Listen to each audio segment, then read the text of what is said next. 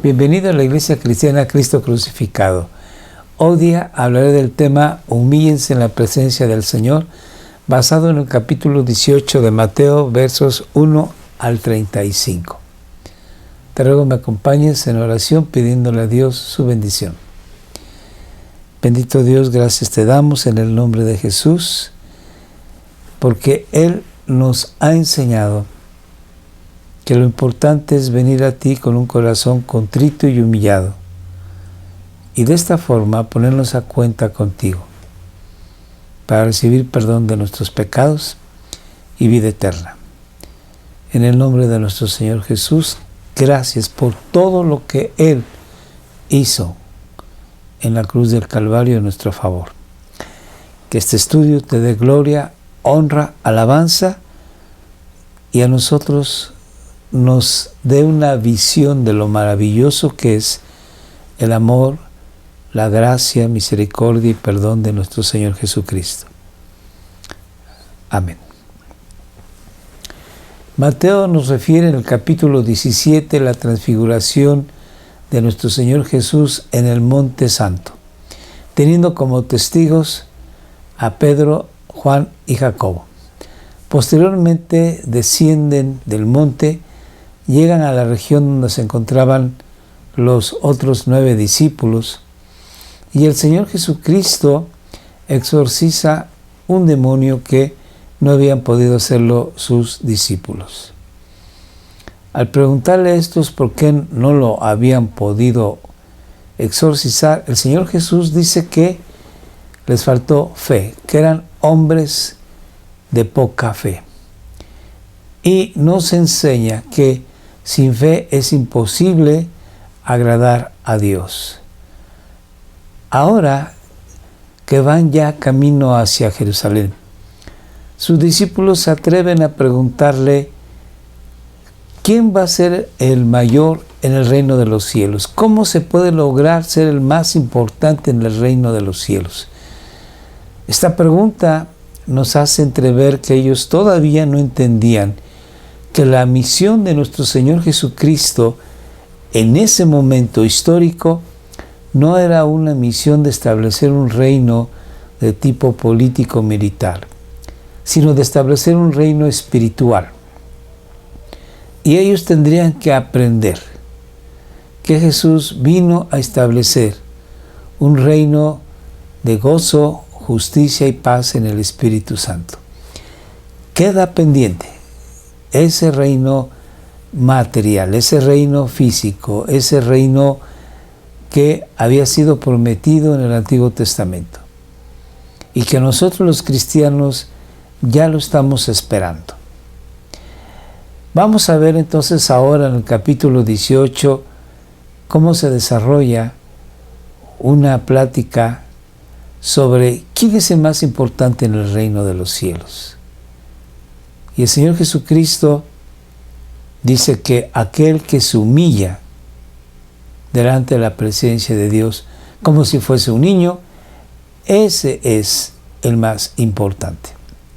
Así que vamos a leer del verso 1 al 35 y haré algunos comentarios sobre este tema. En aquel momento se acercaron los discípulos a Jesús diciendo: ¿quién es entonces el mayor en el reino de los cielos?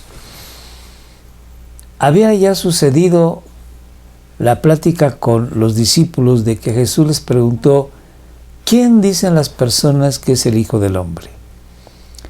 Y ellos respondieron: algunos piensan que tú eres Juan el Bautista resucitado, otros creen que eres Elías el profeta y algunos más Jeremías. Y el Señor Jesús les pregunta: ¿y ustedes? ¿Quién dicen que soy yo? Y Pedro dice: tú eres el Cristo, el Hijo del Dios vivo. Y Jesús le dice: eres muy feliz, eres bienaventurado, porque esto no es algo que tú hayas entendido en tu sabiduría, en tu mente, o que alguien te lo haya dicho, sino te lo reveló, te lo mostró mi Padre.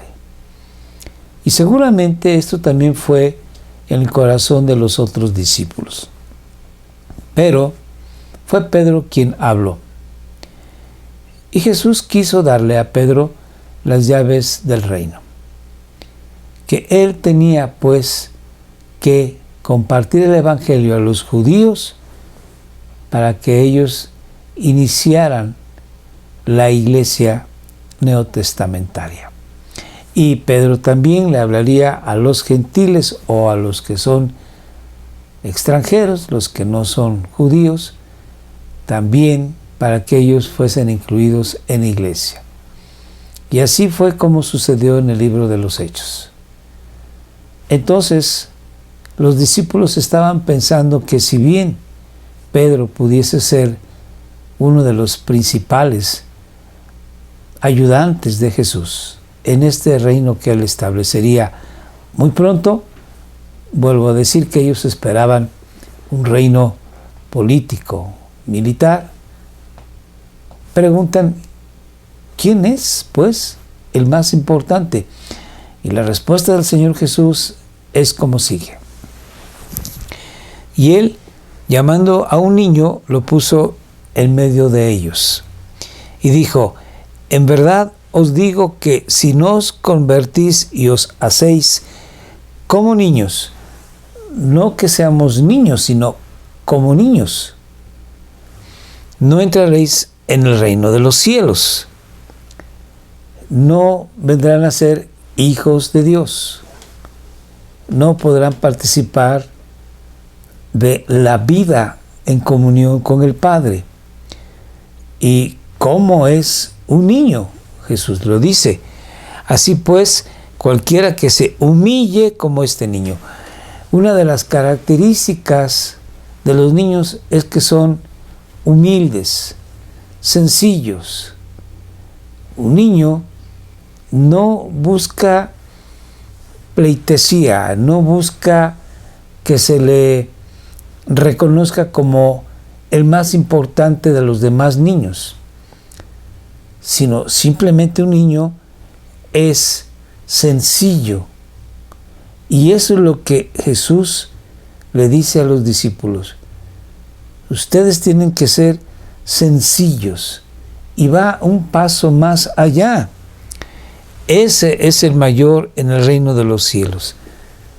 Si ustedes son sencillos y se convierten en sirvientes de los demás o esclavos de los demás o que sirven a los demás, reconociendo que los dones que tienen los demás y el suyo propio provienen de Dios, que no hay por qué buscar una competencia. Todos somos importantes en el cuerpo de Jesucristo, en la iglesia. Pablo más adelante lo dice, porque la mano no es un pie, por eso es que la mano ya no es del cuerpo. Y pregunta, ¿y si todo el cuerpo fuera oreja? Entonces todos tenemos una función en la iglesia y todos somos importantes. Por lo tanto, el cristiano que es como un niño, que reconoce a los demás como importantes y que han recibido de Dios su don, esa persona vive feliz con lo que Dios le ha dado a él y a los demás. Sigo leyendo. Y el que reciba a un niño como este en mi nombre, a mí me recibe. Aquí Jesús está refiriéndose no tan solamente a un niño, sino también a cualquier cristiano. Si recibimos a cualquier cristiano como el mismo Jesús, nosotros estamos demostrando que somos personas sencillas, humildes, y que nos humillamos para servir a los demás, a ese cristiano en particular. Sigo leyendo. Pero al que haga tropezar a uno de estos pequeñitos que creen en mí, Jesús aquí ya introduce un tema, el tema del tropiezo. Pero, dice, el que haga tropezar a uno de estos niños, el que haga tropezar a un cristiano, más le vale, en pocas palabras, no haber nacido. Sigo leyendo. Mejor le sería que le colgaran al cuello una piedra de molino de las que mueve un asno y que se ahogara en lo profundo del mar. Estas palabras hacen recordar necesariamente a Judas. Judas, que traicionó al Señor Jesucristo, más le valía haber sido puesto con una piedra de molino en su cuello y haber sido lanzado al fondo del lago de Genesaret o Galilea, y no haber traicionado a Jesucristo. Qué terrible juicio le espera a Judas, y así a cualquiera de nosotros que cometamos un pecado en contra de los demás y por ese motivo los hagamos tropezar. Alejarse de la comunión de la iglesia. Y también grave sería que provocáramos blasfemias contra Dios de parte de los incrédulos al darse cuenta de nuestro testimonio dañado por haber causado, ocasionado o cometido un pecado. Sigo leyendo. Ay del mundo por sus piedras de tropiezo. Siempre va a haber quien cause daño a los demás, porque estamos en un mundo caído. Pero Jesús dice, ay de esos, ay de esas piedras que causan tropiezo, porque es inevitable que vengan piedras de tropiezo. Sin embargo, ay de aquel hombre por quien viene el tropiezo. Qué terrible será que tú o yo, en un momento dado, provoquemos que la gente se aleje de Dios por un testimonio equívoco. Porque nuestras acciones o nuestras palabras pueden dañar mucho más de lo que nosotros pudiéramos pensar. Hay que cuidarnos para no dañar a nadie, ni en la iglesia ni fuera de ella. Sigo leyendo. Y si tu mano o tu pie te es ocasión de pecar, córtatelo y échalo de ti. El Señor Jesús está aquí diciendo lo que en literatura se le llama una hipérbole, una exageración, puesto que nadie se atreve a cortarse un pie o una mano al pecar. Pero esto Jesús lo dice para que razonemos que el decir o el hacer o incluso el omitir lo correcto que tendríamos que hacer es de mucho, mucho cuidado, y que más nos vale cortarnos un pie y no pecar en ir en pos de la maldad, o la mano y no hacer lo malo, porque el juicio que se nos espera va a ser muy duro. Jesús dice así, continúo. Te es mejor entrar en la vida manco o cojo que teniendo 2 manos y 2 pies ser echado en el fuego eterno, en el infierno. Entonces Jesús dice aquí que nosotros debemos de tener cuidado en no ser una piedra de tropiezo para nadie, porque se va a hacer un juicio en contra de nosotros. Y también hay de aquellos que provocan tropiezo a los demás. Deben de tener en cuenta que lo que se dice, lo que se hace, puede ser tan dañino que Jesús dice, puedes llegar al infierno. Y lo vuelve a decir nuevamente, sigo leyendo. Y si tu ojo te es ocasión de pecar, arráncatelo y échalo de ti. Te es mejor entrar en la vida con un solo ojo que teniendo 2 ojos ser echado en el infierno de fuego. El Señor Jesús vuelve a decirlo. Es tan importante el no provocar a que la gente se pierda por causa de un testimonio malo, que por eso Jesús lo dice una segunda vez. Sigamos leyendo. Mirad que no despreciéis a uno de estos pequeñitos, tanto a uno de estos niños como a los cristianos. No menospreciemos a los demás, considerémoslos a ellos importantes y nosotros ser personas humildes, reconociendo que cada quien tiene su don, cada quien tiene su ministerio, cada quien ha recibido bendiciones de Dios. Sigamos leyendo. Porque os digo que sus ángeles en los cielos contemplan siempre el rostro de mi Padre que está en los cielos.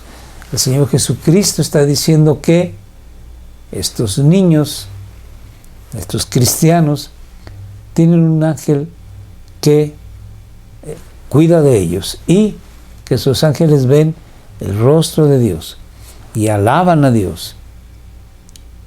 Ciertamente, hay a veces dudas de que si todos los cristianos tenemos un ángel de la guarda o no. Bueno, hay que recordar que cuando Pedro estaba en la cárcel, Herodes lo había arrestado con la intención de matarlo. Un ángel de Dios fue enviado para liberar a Pedro y lo sacó de la cárcel. Entonces, bueno, pues sí, este ángel fue especialmente para ayudar a Pedro, o ese ángel siempre estaba con Pedro y de Dios fue para liberarlo, como quiera que sea. Dios siempre está con nosotros y no sería realmente extraño que todos tuviésemos un ángel que nos guarda. Sigamos leyendo. Porque el Hijo del Hombre ha venido a salvar lo que se había perdido. Hablando de estos pequeñitos, hablando de los cristianos, todos tienen un gran valor. Por eso nosotros debemos de ser humildes y reconocer a los demás, como dice Pablo, como superiores a nosotros mismos, porque Jesús ha dado su bendita sangre, murió en la cruz del Calvario por cada uno de sus hijos. Sigo leyendo.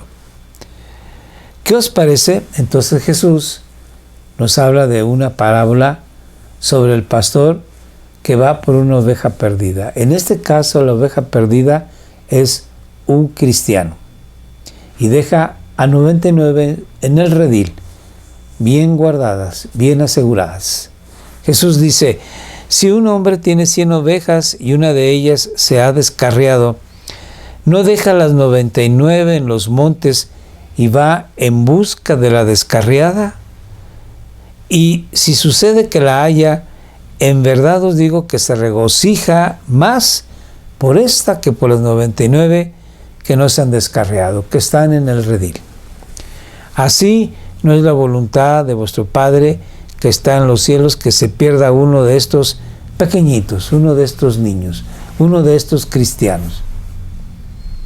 Dios quiere que todos sus hijos estén en el redil, pero cuando alguno se extravía, alguno de los cristianos comete pecado, se aleja, se enfría, nosotros tenemos que ser como este buen pastor, ir y hablarle, traerlo a la reconciliación con Dios, orar por él, estar en continua batalla, solicitándole que se anime a venir a Dios.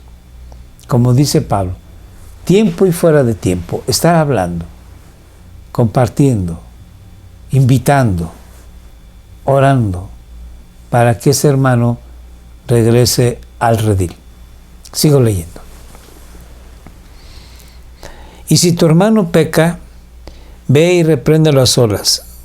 Si te escucha, has ganado a tu hermano. Cuando algunos de nuestros hermanos pecan, y no necesariamente contra nosotros, sino nos enteramos, nos damos cuenta, sabemos que ellos pecan, es nuestra obligación de ir y hablar con él para que se arrepienta de su pecado, para que venga con Dios y finalmente sea restablecido, restaurado por nuestro Señor a la comunión con Él y con la iglesia. Y de esa manera hemos ganado a un hermano. El Señor Jesucristo aquí nos está diciendo, pues, que el mayor en el reino de los cielos es como un niño sencillo, humilde, que se humilla, que reconoce que los demás son importantes. Y entonces, este hombre, esta mujer, va y habla con los que están lejos, con los que han pecado, con los que se han rebelado, y se humilla, reconoce que él no es nadie, no es nada, pero con la bendición de Dios va y le dice al hermano: estás pecando, ven a la comunión con el Padre y posteriormente con la iglesia. Así es como tenemos que actuar cuando nos damos cuenta que hay pecado en la iglesia. Sigamos leyendo. Pero si no te escucha, entonces lleva contigo a uno o dos más. La idea es que sea esto discreto, que no se señale al hermano delante de todos, para darle el tiempo necesario para que él se convierta a Dios, pida perdón a Dios, se arrepienta, sin causar a esta persona en su reputación más daño. Sin embargo, si él no escucha, lo que tenemos que hacer entonces es dirigirnos al pastor, dirigirnos a los líderes de la iglesia para que ellos hablen con este hermano, juntamente con nosotros. Vamos a ver qué dice el Señor. Para que toda palabra sea confirmada por boca de 2 o 3 testigos. Sigamos leyendo. Y se rehúsa a escucharlos, entonces hay que decirlo a toda la congregación. No nada más hablaste tú, no nada más hablaste con los 2 o 3 testigos que son los líderes de la iglesia, los pastores, sino ahora también la iglesia. El propósito es que la persona se arrepienta de su pecado. No señalarlo como una persona culpable que es indigna de que se reúna en comunión con la iglesia. No, la idea es restaurarlo, tener misericordia. Y sigamos leyendo. Y si también rehúsa escuchar a la iglesia, sea para ti como el gentil y el recaudador de impuestos, sea como un extranjero, sea como un pecador. La idea aquí central es que al estar él solo, sin la comunión con la iglesia, entonces él proceda a darse cuenta de su pecado y pedir a Dios perdón. Y entonces aceptarlo en el seno de la iglesia. Sigo leyendo. En verdad os digo, todo lo que atéis en la tierra será atado en el cielo. El Señor Jesucristo ya había dado a Pedro las llaves del reino de los cielos. Y le dijo así: todo lo que ates será atado en el cielo, y lo que desates será desatado en el cielo. Aquí el Señor Jesús lo hace en forma plural, a los discípulos. Pero no nada más, en este caso, a los apóstoles, sino a toda la iglesia. ¿Qué significa esto? Bueno, pues significa que si nosotros perdonamos, Dios perdonará. Si nosotros no perdonamos, Dios no perdonará. No significa aquí que se hagan decretos o que se hagan anuncios o que se hable de una manera positiva. No, significa que Dios respalda nuestra acción. Hay que recordar cuando el apóstol Pablo escribe a los Corintios y él alarmado dice que cómo es que los corintios estaban tan a gusto y tan contentos de saber que había un hombre que tenía como mujer a la esposa de su padre. Y Pablo dice que eso no es correcto y que él, uniéndose en espíritu con la iglesia de Corinto, tienen que hacer una asamblea, una reunión y expulsarlo, de tal forma de que ese hombre procediera al arrepentimiento. Y bueno, así la disciplina se tiene que llevar en la iglesia. Lamentablemente en nuestros tiempos algunas personas lo que hacen es no arrepentirse y se van a otra iglesia. Uno debe de tener cuidado entonces de cuando una persona llega a la iglesia y que sabemos que es cristiano, preguntar sobre sus antecedentes para que de esta manera sepamos que esa persona no proviene de una iglesia en donde se le está disciplinando, para que no vaya a hacer daño a nuestra congregación. Sigamos leyendo. Y todo lo que desatéis en la tierra será desatado en el cielo. Nuevamente, lo que ya comenté. Además os digo, dice el Señor Jesús, que si dos de vosotros se ponen de acuerdo sobre cualquier cosa que pidan aquí en la tierra, aquí está hablando de, en cuanto a la disciplina, si dos se ponen de acuerdo, Dios perdonará aquello que aquella persona disciplinada ha cometido el pecado y ahora es perdonada. Pero también se refiere a que si nosotros pedimos cualquier cosa, Dios la hará. Pero, sigamos leyendo, sobre cualquier cosa que pidan aquí en la tierra, les será hecho por mi Padre que está en los cielos. Y siempre y cuando, con respecto a la soberanía de Dios, si es la voluntad de Dios, Dios nos los dará. Entonces, hay que orar con fe en Dios, esperando que Él nos dé las cosas que le estamos pidiendo, pero siempre y cuando sea conforme a la voluntad de Dios. Por eso el Señor Jesucristo, en la oración tipo, nos dice: Padre nuestro que estás en los cielos, santificado sea tu nombre, sea hecha tu voluntad en la tierra como así en los cielos. Tenemos que pedir a Dios las cosas y decirle conforme a tu voluntad. El Señor Jesucristo, cuando estaba en el huerto de Getsemaní, decía: Padre, si es posible que pase esta copa de mí, pero no sea como yo quiero, sino conforme a tu voluntad. Sigamos leyendo. Porque donde están dos o tres reunidos en mi nombre, allí estoy yo en medio de ellos. Nuevamente, el Señor Jesucristo se hace manifiesto en la comunión de la iglesia.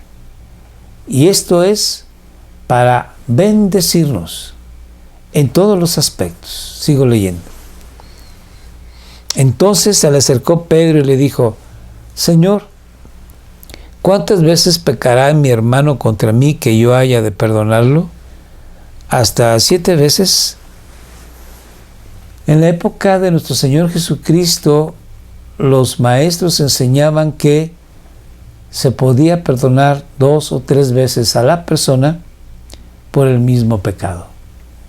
Y Pedro, queriendo ser muy amplio en perdonar, una persona espiritual, le dice al Señor Jesús: ¿hasta 7 veces? Y la respuesta del Señor Jesucristo es la siguiente. Jesús le dijo: no te digo hasta 7 veces, sino hasta 70 veces 7.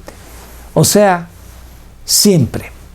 Nosotros tenemos que perdonar a nuestro hermano siempre, porque la misericordia que nosotros demostremos al hermano es realmente un reflejo de la gran misericordia que Dios ha tenido con nosotros. Por mucho que nos haya ofendido el hermano, jamás será comparado a cómo nosotros hemos ofendido a Dios. En su santidad, en su gracia, en su misericordia, nosotros le hemos ofendido de una manera grave, tal que la palabra de Dios dice que la paga del pecado es la muerte. Nosotros merecíamos morir al haber solamente proferido una maldición o una mentira o una obscenidad, o que hubiésemos hecho algo que es deshonesto.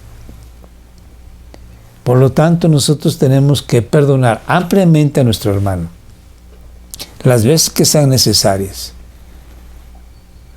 Sí, conforme a como el Señor Jesús nos enseña. Tiene que haber misericordia, pero tiene que haber disciplina. En esa disciplina tiene que haber también misericordia. Sigo leyendo. Por eso el reino de los cielos puede compararse a cierto rey que quiso ajustar cuentas con sus siervos. Este rey viene siendo nuestro bendito Dios, y sus siervos somos tú y yo. Y al comenzar a ajustarlas, le fue presentado uno que le debía 10,000 talentos. Bueno, un talento eran algo así como 600 kilos de plata. Y si hacemos cuentas, 1 kilo de plata debe de costar 1 millonada. Ahora imagínense ustedes 10,000 kilos de plata. Es una cantidad de dinero impagable que ningún millonario tendría suficiente dinero para pagar esta deuda. Aquí Jesús está diciendo que la deuda que nosotros tenemos con Dios es una deuda impagable. Porque la palabra de Dios dice que todo pecado que nosotros hayamos cometido contra Dios es algo que Dios no puede tolerar, porque es santo, y en su santidad Él no puede acercarse a nosotros, solamente a través de Jesús. Por eso Jesús es la propiciación, porque así nos hace propicio a Dios a nosotros, y Dios puede entonces acercarse a nosotros y perdonar nuestras iniquidades. Entonces, bueno, pues este rey representa a nuestro Dios bendito. Sigo leyendo. Pero no teniendo él, tú y yo, con qué pagar, su señor ordenó que lo vendieran, junto con su mujer e hijos y todo cuanto poseía, y que se le pagara la deuda, parte de la deuda.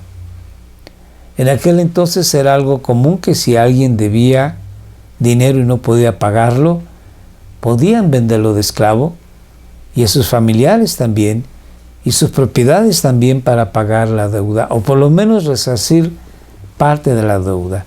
Y aquí el Señor Jesús está diciendo algo que no es desconocido para los discípulos. Tú y yo tendríamos que ser llevados al infierno, porque nunca podríamos pagar nuestra deuda. Sigo leyendo. Entonces el siervo cayó postrado ante él, diciendo: ten paciencia conmigo y todo te lo pagaré. Es obvio que no. Por más paciencia que el Señor tuviese para con su esclavo, este hombre, ni siquiera viviendo 50 veces, pudiese pagar esa deuda. Y él lo sabe. Y este rey es misericordioso. Y entonces le perdona toda la deuda, porque el hombre le pidió clemencia, compasión. Y así es nuestro bendito Dios. Él solamente espera que vengamos a los pies de Jesús y que le digamos: perdóname todo mi pecado. Y bendito Dios, que si ve que somos sinceros en nuestro corazón, Él nos perdona toda iniquidad, Alguien dirá, pero ¿cómo es posible?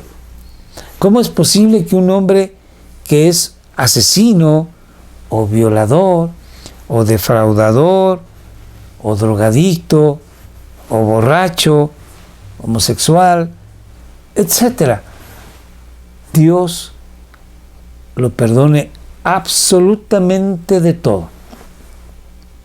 Y además del perdón, lo haga su Hijo. ¿Cómo es esto posible? Porque Dios es de entrañas de misericordia. Y por eso mandó a su Hijo Jesucristo para morir en la cruz del Calvario, para perdonar todo pecado. El ladrón que estaba junto a Jesús, que le dijo, acuérdate de mí cuando vengas en tu reino. Ese ladrón era un homicida, no era un vulgar ladrón. Era un hombre que había hecho homicidios, asesinatos, y no sabemos cuántas cosas más. Pudo haber sido un violador, un asaltante. Y Jesús le dijo, en verdad, hoy estarás conmigo en el paraíso, porque en el corazón del hombre reconoció que Jesús es el Señor Dios y que estaba muriendo en la cruz del Calvario por los pecados de nosotros. Le dijo el otro malhechor, tú y yo padecemos justamente, lo merecemos, pero este no ha hecho nada. Él es inocente, está pagando por los demás. Y lo reconoció. Y tú y yo, por más cosas malas que hayamos hecho, Dios está pronto a perdonarnos. La invitación para ti, si tú no has venido a las plantas de Jesús, hoy es el día de salvación. Hoy, pídele a Dios su misericordia y su gracia, y Él te la dará. Dile, yo he hecho mi esfuerzo en vivir una vida recta, en ser una persona honesta, en cumplir con los mandamientos tuyos, pero definitivamente no puedo. Pero Jesús murió en la cruz para pagar por mis pecados. Hazme ahora tu Hijo, dame tu Santo Espíritu y ayúdame a vivir como corresponde, como un hijo tuyo, de una manera digna que te agrade. Dios lo hará. Sigo leyendo. Y el Señor de aquel siervo tuvo compasión. La palabra compasión es sentir en los pies del otro, en los zapatos del otro, lo que aquel tiene, vive. Tuvo compasión, tuvo misericordia, también es la otra palabra. Y lo soltó. Le perdonó la deuda. Ya no me debes nada. Adelante. Así es nuestro Dios. Él nos perdona la deuda, toda. Y nos suelta. Entonces, hoy es el día. No lo dejes para mañana. Sigamos leyendo. Pero al salir aquel siervo, encontró a uno de sus consiervos que le debía 100 denarios. Un denario era la paga de un día de trabajo. Así que este consiervo le debía 100 días de trabajo. ¿Y qué pasó? Y echándole mano, lo ahogaba, lo estaba estrangulando y le decía, paga lo que debes.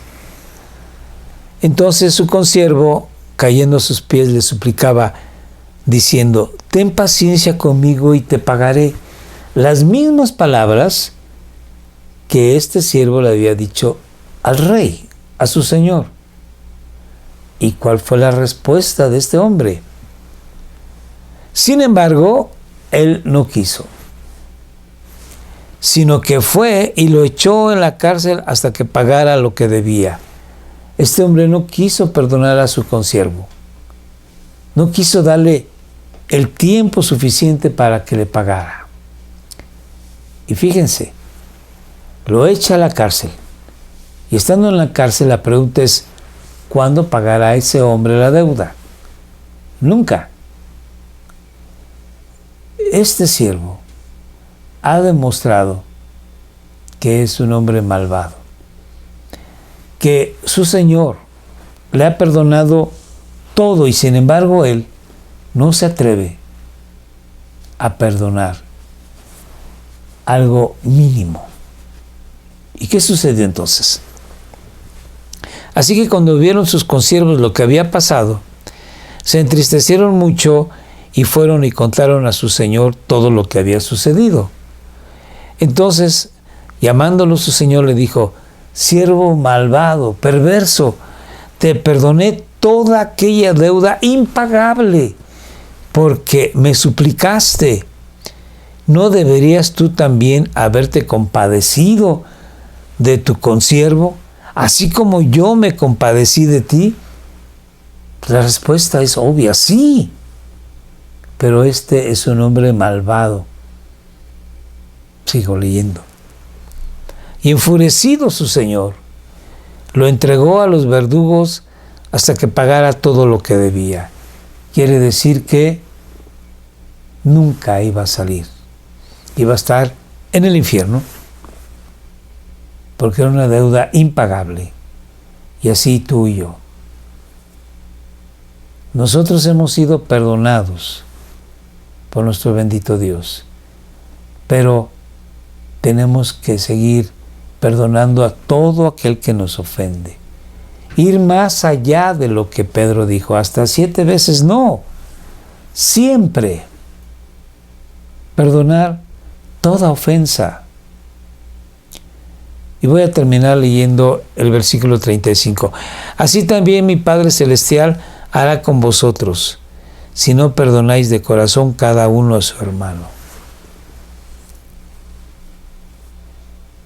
Señor Jesucristo nos dice que nosotros, en la comunidad de la iglesia, tenemos que perdonar a todo aquel que nos ofende.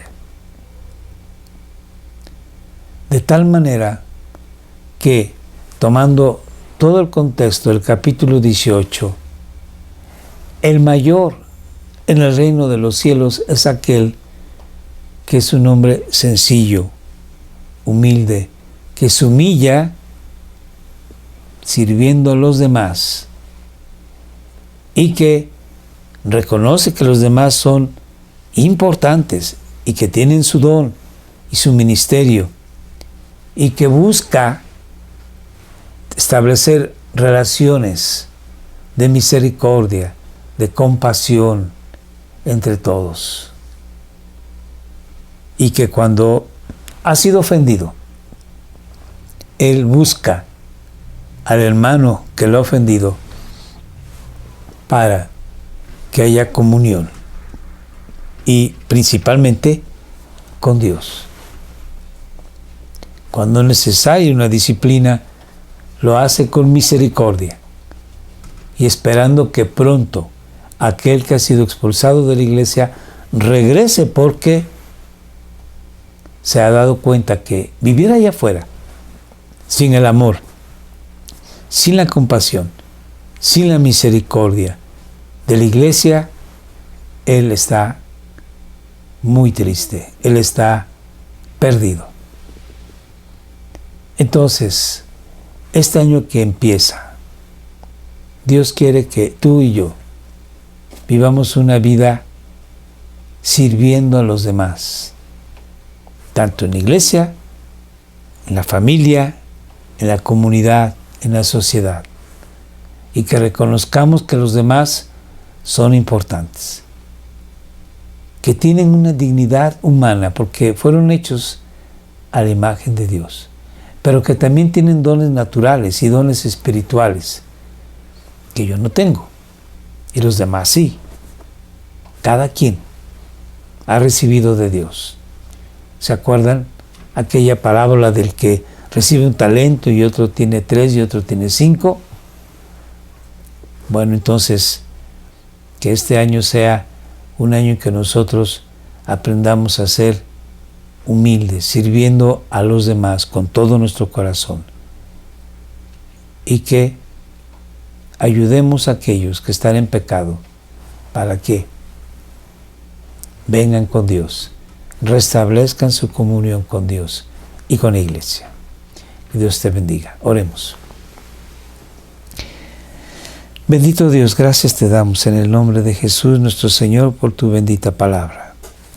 Ayúdanos a vivir este año en comunión contigo de una manera muy estrecha y con la iglesia también, para la gloria de tu nombre. Amén.